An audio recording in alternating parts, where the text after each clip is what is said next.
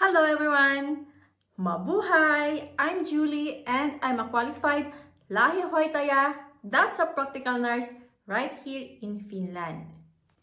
If you're interested sa Finnish healthcare and you might be asking, ano nga ba yung difference ng practical nurse or Lahihoitaya sa care assistant or Hoiva Avustajaa at kung saan ka magsisimula.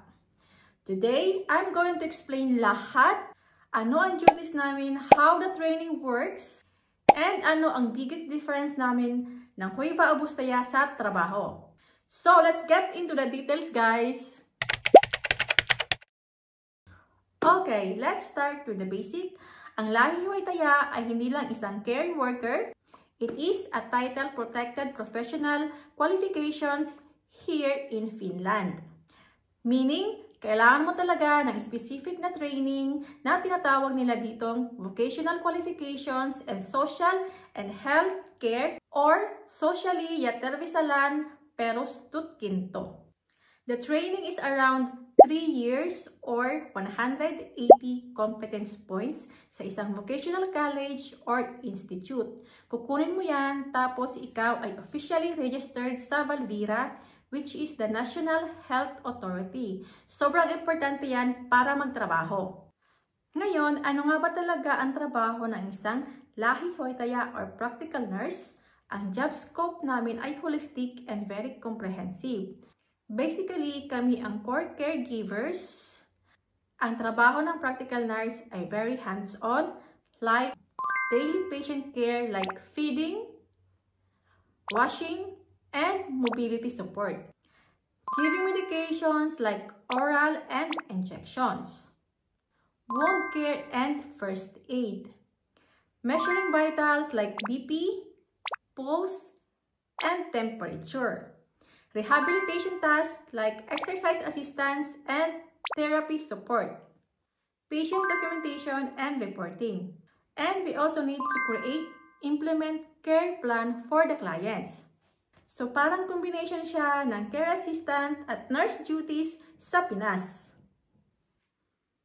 Now we tackle the difference between Hoiva Avustajaa and practical nurse here in Finland. Dito tayo sa confusion. Siguro naman narinig nyo na ang Hoiva Avustajaa or care assistants. Ano nga ba ang difference? So, Hoiva Avustajaa is equals care assistant. Shorter ang training, 6 to 12 months. Ang focus nila ay basic care lang like feeding, bathing, companionship, and assisting the practical nurse or registered nurse sa isang institution. Practical nurse, 3 years and training, mas mataas ang scope. They have license to give medication, injection, wound care, and more medical responsibilities.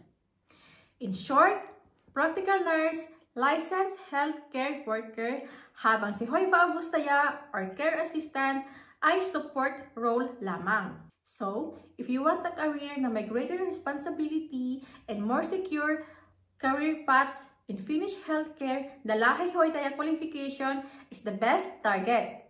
Practical nurses can work in many places like hospitals, elderly home, health centers, daycare centers and schools, mental health unit, and home care services. Practical insights and requirements. Para sa mga international applicants like us, ito ang most crucial part, ang Finnish language or suomen kieli. Kahit saan ka mag-work, elderly home, home care, or hospitals, you need a strong communication skills in Finnish. Kasi you need to talk to clients, pamilya nila, and of course, your colleagues or your workmates in Finnish. Bihira lang sa mga Finnish people yung marunong mag-English. It is often a minimum of B1 or B2 level of proficiency ang requirements. Kaya naman, bago ka mag-start ng training or mag-apply ng job, you have to prioritize learning Finnish language or Suomi. So ayun guys, that's a quick look of what is Practical nurse or lähihoitaja is here in Finland. Being a lähihoitaja is a challenging, rewarding, and a stable job here in Finland. It is the backbone of the healthcare system. Kung naghahanap ka ng career na may impact at security, this one is for you. Lähihoitaja. If you found this explanation helpful, please hit the like button and subscribe for more insights about the life and work here in Finland. Meron ba kayong follow-up questions about training or job details? Please drop them in the comments down below. Thank you for watching. Kiitos kun katsoit. See you in my next vlog. Bye! Or hey hey!